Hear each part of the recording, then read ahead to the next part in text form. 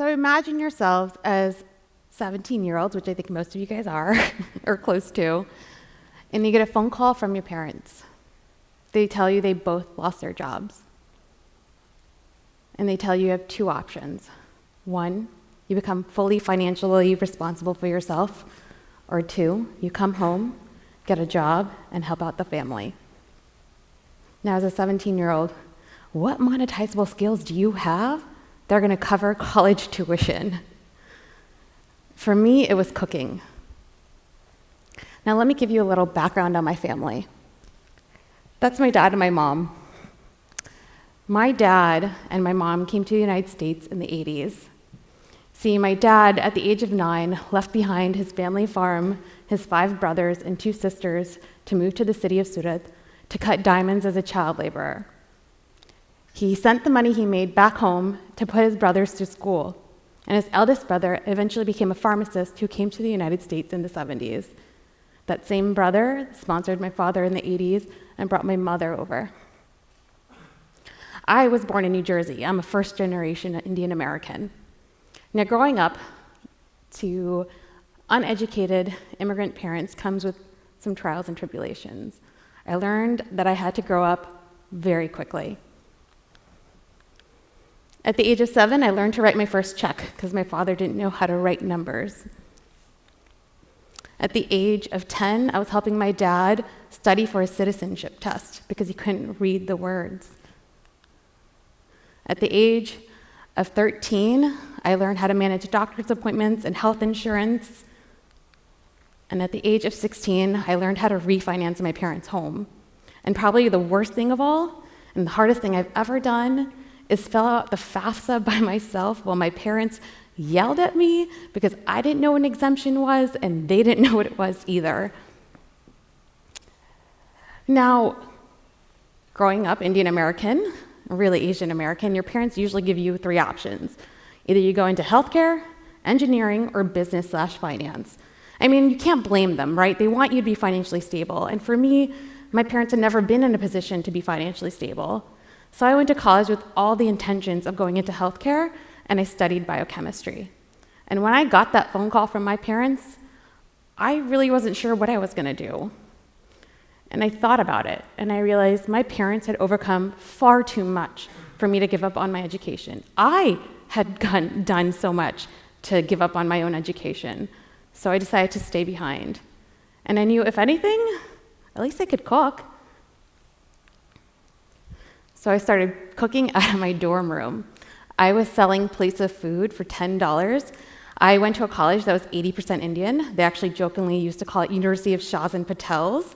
And the majority of it was vegetarian, and the options for vegetarians were just grim. So I ended up being able to pay for a good amount of my school just from my dorm room kitchen. On top of that, I was working a 6 p.m. to 1 a.m. night shift at a pizzeria where I waitressed, I cleaned tables, I cleaned the bathroom, and worked as a line cook, really whatever they needed me to do. And that got me through my first semester of freshman year. Eventually, I worked with my school to get out of the dorm and meal system so I can make it a little bit more affordable for me, and I got a job as a work-study student. I even got into baking, made a periodic table of brownies, because my organic chemistry professor told me that if I could bake, I would pass Orgo Chem Lab, and I really wanted to pass Orgo Chem Lab, and that's when I fell in love. Baking became my first love. It gave me so much zen and peace. The accuracy and precision spoke to my heart, but I knew that the same way that accuracy and precision spoke to my heart when I was in science. I eventually graduated with my bachelor's in biochemistry. I even got a master's in biomedical sciences, and I entered the corporate world. And I learned very quickly that the corporate world did not give me joy. It was not for me. But I went to school for it. I spent 6 years going to school for it, so I knew that I wasn't going to leave it behind. I would come home often and bake just for my own happiness, and I still wasn't happy. And I figured that's how life must be. It's how it works out, right? You go to school, You follow a path, and you're stuck in that path, you can't leave it. And I realized at some point that I was doing everything I should be doing. I did everything right. I got my education, I got a decent job, I was making good money, I even got a boyfriend, and I still wasn't happy. I did it for a couple years, and then my boyfriend turned into my husband, who saw that I was absolutely miserable. And the only time he saw me happy was when I came home to cook dinner or to bake a cake when my team passed a goal. Now, I come from a background where in order to take up space in an industry or to say that you're an expert, or to even say you're worthy, you need to have a degree in it. And now I wasn't going to go back to culinary school because, well, I was already in debt from grad school, and the idea of going back to school and shoving out tens of thousands of dollars even more at the age of 26 just did not seem appealing to me. So I did what any normal person would do. I went on a reality TV show.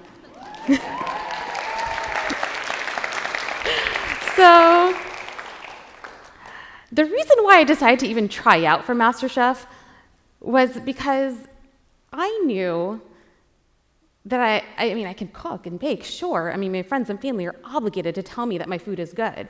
But how did I stack up against other people, right? Is Gordon Ramsay going to tell me my food is awful? Am I going to get yelled at? I mean, at least he's going to tell me the honest truth, right? So I ended up getting on the show where I cooked quite a bit, cried also quite a bit, and on the occasion won a couple challenges.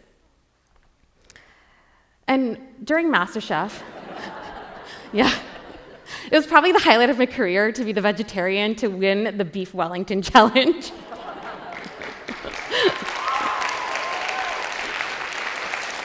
So, if you don't know this, when you go on reality TV, you are sequestered, which means you have no outside contact to the world. No computer, no TV, no phone, nothing. And you are sequestered for 3 months in a hotel room with no one but your thoughts. You start asking yourself questions like, why? Why am I doing this? And I realized really quickly that food was more than a skill for me. It was home. You see, my parents come from a family of farmers, both of them.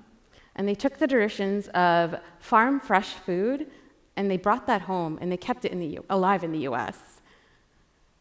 We actually used to have an in-ground pool in our backyard, and much to my 5-year-old's demise, I was so upset that they did this. They filled it in with dirt and grew all our Indian vegetables and fruits and herbs because they couldn't have access to it in the early 90s, unless we wanted to drive like an hour to Jackson Heights or Edison. So I like to call my parents the original hippies. We grew our own veggies, we milled our own flour, and we made everything from scratch. I mean, from potato chips to milkshakes. And I thought this was normal growing up. I thought everyone's parents did this, and I didn't realize it wasn't normal till college. But the thing is, for my parents, food was a reminder of what they left behind and a way to be closer to it. And that's what it became for me when I moved to California, all the way across the country from New Jersey. And that's why I made it such a big point to cook my family's recipes like khichdi and pudla, which are traditional Gujarati dishes, for the judges. I wanted to share those things, but I also wanted to show my parents why I was so passionate about food. I mean, my parents were not exactly thrilled that I decided to give up 6 years of an education and get tens of thousands of dollars in debt and then give that all up to pursue a blue-collar career in food. But when they saw me on the show, they couldn't ignore my passion. They knew I had made the right decision to change my career.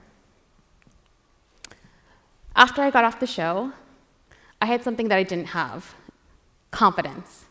Now, in order to be a chef or even work in the food industry, I truly believe you need a ton of confidence because you need ego to be like, hey, you should eat my food, but also pay for it, you know? And I didn't have that until Masterchef. And I started cold pitching restaurants and food startups, asking them if I could become a recipe developer for them. And this was in the height of meal kit companies. So I've written for probably almost every meal kit company you can think of. That ended up turning into me becoming a digital marketing manager because I was able to increase my food photography skills, but also I gained a couple skills when I was trying to figure out how to extend my 15 seconds of fame on Masterchef and turn that into a more sustainable business. So I started doing social media for a lot of restaurants, places like Humphrey Slocum, San Francisco Cooking School, Brenda's, just lots of restaurants in the Bay. I wrote a cookbook.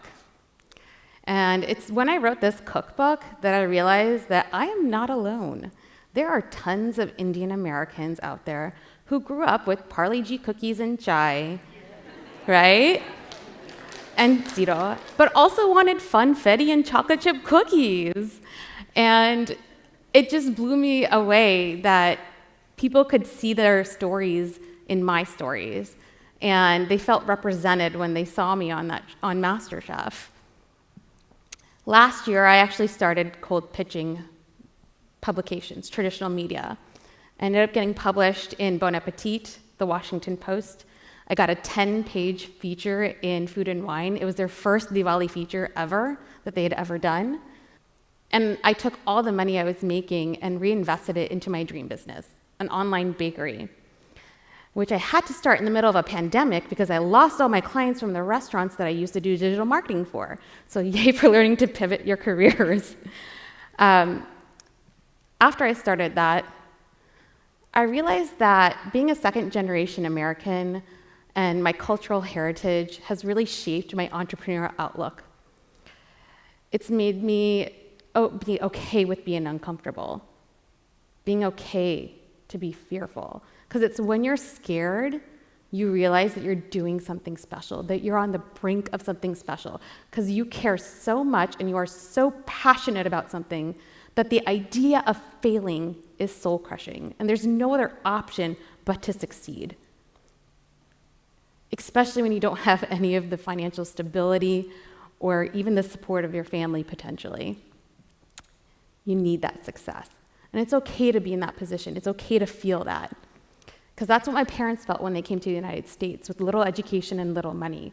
And it's their strength that I saw that helped me transcend the boundaries of what was expected of me as an Indian American, what I expected of myself, going through the pathway that I did and straying off the pathway that I had created for myself.